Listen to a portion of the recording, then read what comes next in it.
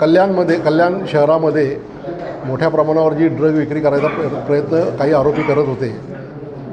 कल्याण zone 3 Thane शहर या ठाणे आयुक्तालय यांचे जे स्पेशल स्क्वॉड आहे त्या स्पेशल स्क्वॉडनी साहेबांच्या मार्गदर्शनाखाली एक मोठं रॅकेट पकडलेलं आहे, ज्याच्यामध्ये 9 किलो 768 ग्रॅम ब्राऊन शुगर पकडलेली आहे आणि ह्याच्यामध्ये 5 आरोपींना अटक केलेलं आहे.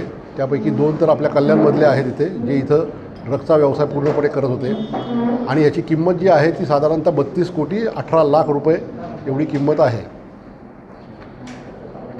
ह्या 5 आरोपींपैकी जे 3 आरोपी आहेत त्यांच्यावरती एक अमजद पठाण म्हणून जो मुख्य ह्याच्यातला जो किंगपिन ज्याला म्हणता येईल त्याच्यावरती 20 गुन्हे दाखल आहेत. अगोदरचे पण 2 मोका दाखल आहेत. दुसरा जो आहे तो कासिम म्हणून आहे, त्याच्यावरती 3 गुन्हे आहेत आणि सद्दाम गफूर शेख याच्यावरती 7 गुन्हे आहेत पूर्वीचे.